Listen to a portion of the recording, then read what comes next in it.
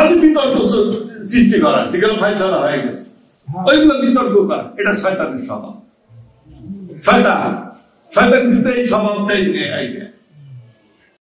আজি পরশে তোমার পেল নব প্রাণ, এ বিশ্ব জাহান।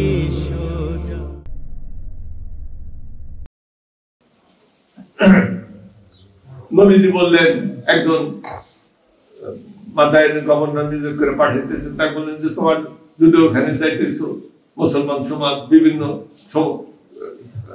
নিয়ে আসবেন সমস্যা, তোমরা সমাধান করবে কিভাবে? কোরআনই তো আমাদের সামনে আছে, কোরআনের ভিতরে যদি না পাও সবকিছু, তাহলে হাদিস শরীফ, হাদিস শরীফের ভিতরে না পাও, হাদিস শরীফের ভিতরে যদি না পাও তাই কি করবা? তাই নবীজি বল, হযরত সাহাবায়ে উনি যাকে শাসনকর্তা করে পাঠাতেছিল, উনি বললেন যে হুজুর তাহলে আমরা ঐক্যবদ্ধের ভিত্তিতে তেজমা কি আছে কথা শোনো নাই, ওইগুলোই।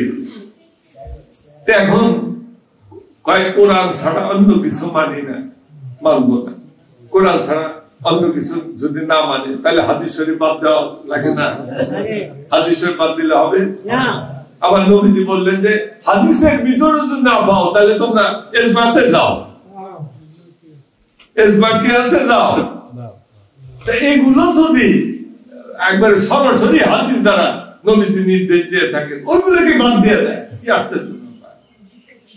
কত বড় দুশ্মন ইসলামের এরা, কত বড় দুশ্মন! হাদিস বাদ দিয়ে দেয়। কালিমা তাইয়্যিবা, কথায় কষ্ট পাবে যে কালিমা তাইয়্যিবা লা ইলাহা ইল্লাল্লাহ মুহাম্মাদুর রাসূলুল্লাহ, এটা এক লাইনে লেখা যাবে। দেখ কয় কি শয়তান, এক লাইনে লেখা যাবে। আমরা এই 1400 বছর থেকে দেখতেছি না, এক লাইনে লেখা, এক লাইনে লেখা যাবে না। লা ইলাহা ইল্লাল্লাহ এটা থাকবে উপরে, আর মুহাম্মাদুর রাসূলুল্লাহ থাকবে নিচে। এটা দয়ানবীর আংটির ভিতরে আছে, দয়ানবীর আংটির ভিতরে আছে, ছোট জায়গা, লম্বা করে দেওয়া যায় না। দেখো কিরকম ভাবে সিদ্ধ পথে শয়তান ঢোকে আমাদের ঈমান নষ্ট করার জন্য। শয়তানরা সিদ্ধ পথে ঢোকে। দেখো এই জন্য নবীজি বলছেন মান সামা রামাদানা, মান সামা রামাদানা ঈমানান আও ইহতিসাবান, ইহতিসাবান গুফিরা লাহু মা তাকাদ্দামা মিন যামবিহি। আল্লাহ পাক তার সারা জীবনে অতীত জীবনের গুনাহগুলো মাফ করবে। ওই হয়ে গেছে তোমার হয়েছে, আল্লাহ পাক মাফ করছেন। আবার ঈদের পরের দিন থেকে বড় বড় পাপ শুরু করছে, তাহলে ওই সামনের গুনাহগুলা কি ওটা মাফ হয়েছে? না, সামনের গুনাহ মাফ হয় না, হয়েছে কি পিছনেরটা। আবার নবীজি বলতেছেন যে মান কামা রামানা, কামা মানে দাঁড়াইব। কিসে দাঁড়াবে? নামাজে। কিয়ামুল লাইল কয় না, কিয়ামুল লাইল, কিয়ামুল লাইল মানে কি? রাত্রিকালীন নামাজ, রাত্রিকালীন নামাজ। সাইমুল দাহার কাইমুল লাইল একটা আছে হাদিস, সাইমুল দাহার কাইমুল লাইল, দিনের রোজা, রাত্রি নামাজ। রাত্রির নামাজটা কি? তারাবির নামাজ, বিশ্বাস। ওই জন্য বিতর্ক হইতেছে, খালি বিতর্ক সৃষ্টি করা, যেগুলো ফায়সালা হয়ে গেছে ওইগুলো বিতর্ক করা, এটা শয়তানের স্বভাব। শয়তান কিন্তু এই স্বভাবটাই নিয়ে আইবে।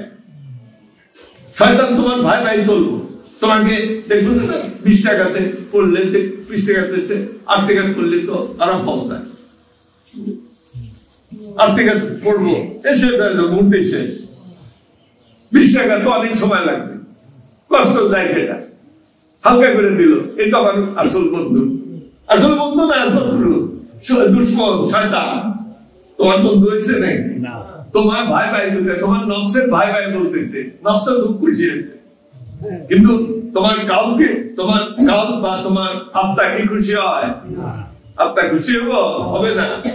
সুতরাং সাবধান হওয়া লাগবে, সাবধান হতে হবে না। এখন তোমার অতীত জীবনের গুনাহ আল্লাহ মাফ করছে, সামনের জীবনে এই গুনাহ মাফ করতে হবে না। এই জন্য আমার নবী যার একটা এই রমজানের ভিতরে, এটা কি, এটা রমজানের শেষ তো রক্ত না শেষ নাজা, এটা কি নাজাতের অংশ? আজকে কি আজকে শেষ হয়ে গেল, আগামীকাল থেকে মনে নেই। শাহরুল রমজান হাজা শাহরুল হাদিস হাজার শাহরুল আওয়ালুল রাহমাতুল ওয়া আওসাতুল মাগফিরাতুল ওয়া আখিরু ইতকু মিনান নার। রোজাকে আমার নবীজি এভাবে সাজাইছে, পুরা রমজান মাস, রমজান রমাদান, রমাদান রা মিম দাল আলে নুন, রমজান রমাদান রমাজান। অজু কও আর অজু কও, বিতর্কের লাভ আছে না? অজু আর অজু আমরা কোনটা কও? অজু করতেছি, অজু অজু করে দোয়াল্লিন না সোয়াল্লিন কোনটা? যাই কও না কেন, বিতর্ক আছে কি? বিতর্ক টাড়াইতে পারবা না, এটা থাকবেই। দোয়াল্লিন চল্লিন অজু অজু এগুলা থাকবে। এখন কোনটা নিয়ে তুমি থাকবা? এখন আমার উদ্দেশ্য করছা, ওইটা নিয়ে আমার থাকা থাকবে। রমজান রমদান রমাদান রমাজান কি বলবো? এই বলার বলি নিয়ে কত করে তোমার জীবন চলে গেল। আসল উদ্দেশ্য নাই, আসল উদ্দেশ্য যে জন্য এই রমজানকে আল্লাহ পাক তৈরি করছেন, সেই উদ্দেশ্যটাই তোমার নাই। হাদিস শরীফে আমার নবীজি বলছেন যে রমজানের প্রথমটা হইতেছে রহমত, মাঝেরটা মাগফিরাত, শেষেরটা নাজাত। এখন এই নাজাতের জন্য কে জামিনদার? আল্লাহ। আল্লাহ জামিনদার হয়ে যান। আল্লাহ বলেন তুমি রোজাটা ভালোভাবে করো, তাহলে আমি তোমাকে রহমত ঢেলে দেব। আল্লাহ যখন দেন রহমত গুনে গুনে দেন নাকি? ফেরেশতারা নিয়ে এসে ডালি বোঝাই করে এসে নাকি কে জায়গা আছে তার উপরে রহমত দেওয়া যায়, আর যারা ঘুম পাড়তেছে তাদের উপরে লানত দেওয়া যান না। আর এই রহমত গুলা কই ঢেলে দেয় পাহাড়ে জঙ্গলে, এটা তো হাদিসে আছে। ওই সময় কারা হচ্ছে তরিকার লোকেরা, ওই আল্লাহকে ডাকে না অপরাধ ক্ষমা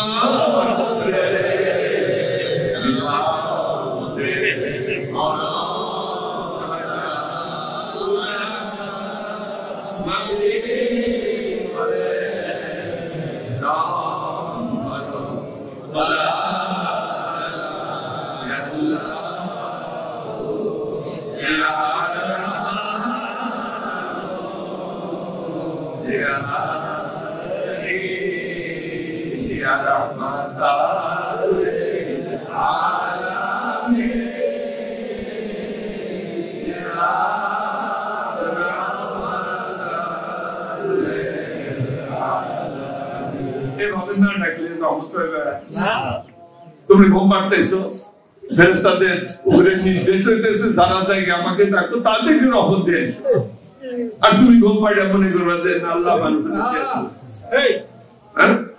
অনেকে ছোটবেলায় শুনতাম মাদ্রাসা এক মোতাবুজ বলতেছে যে রাতের মাথায় টুপিটা ঘুমাও, কারণ টুপি দেয়া বুঝবো যে তুমি মুসলমান।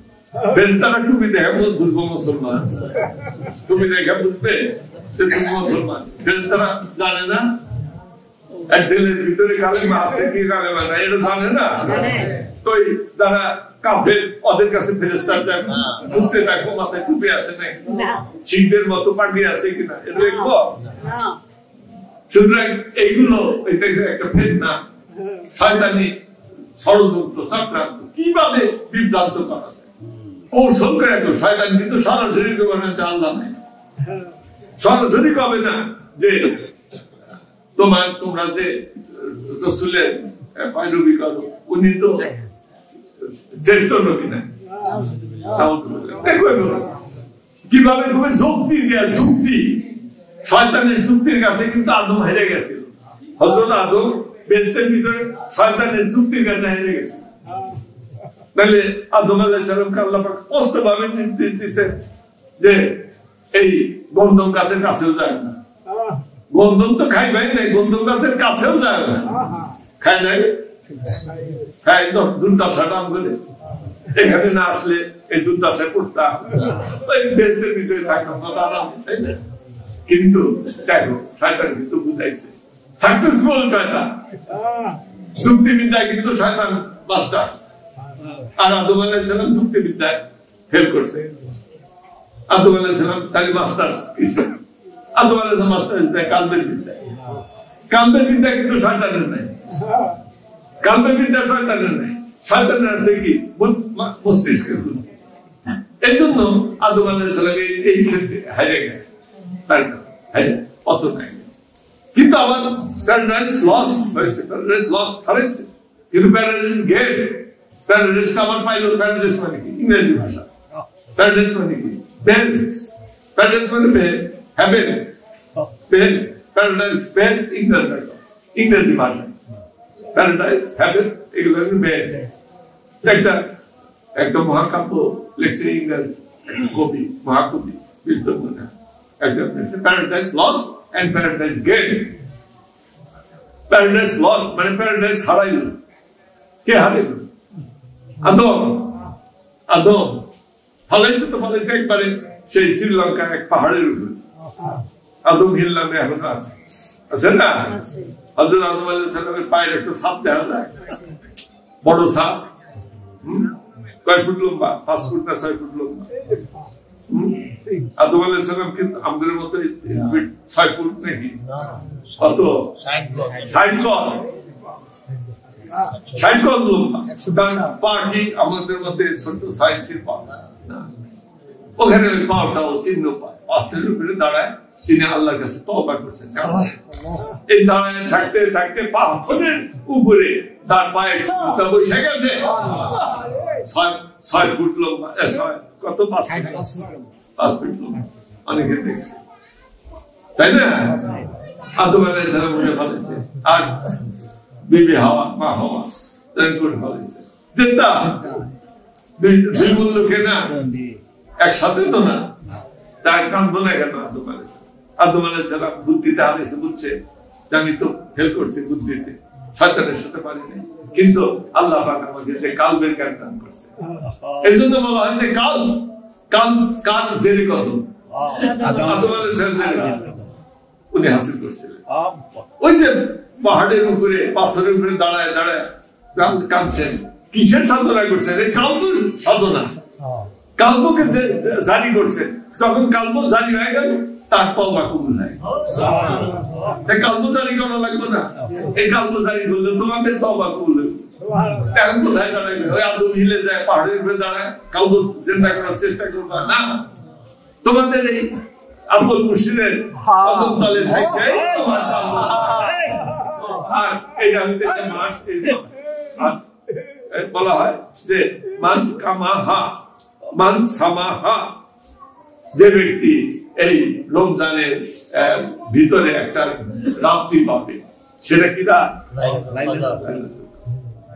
এই লাইলাতুল কদরে যে ঈমানান ইস্তিসাবান ওয়া ইস্তিসাবান, ঈমান এবং ইস্তিসাবানের মধ্যে যে এই লাইলাতুল কদরের রাতটা অতিবাহিত করবে, রাতটা অতিবাহিত করবে।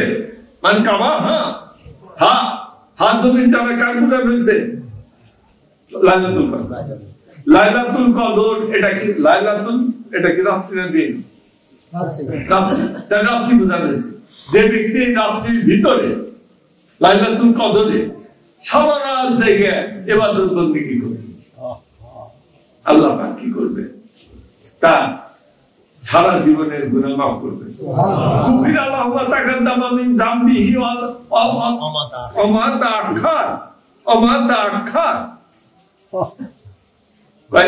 কি হাদিস?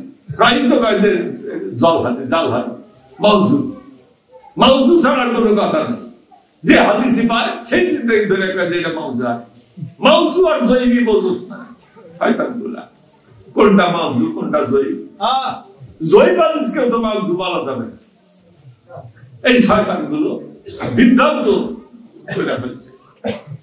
আমার নবীজি এখানে এটা হইতেছে মুত্তাফাকুন আলাইহি এই হাদিস, মানে ইমাম মুসলিম ইমাম বুখারী দুইজনেই বলছে এই হাদিসটা তাদের কিতাবে উল্লেখ করছে, বুখারী শরীফে আছে, মুসলিম শরীফে আছে। সেখানে আমার নবীজি বলেন রমজান মাসের শেষ 27 রমজান সেই রাত্রিটাই ঠিক। ওই রাত্রি কিসের রাত্রি? কদরের রাত্রি।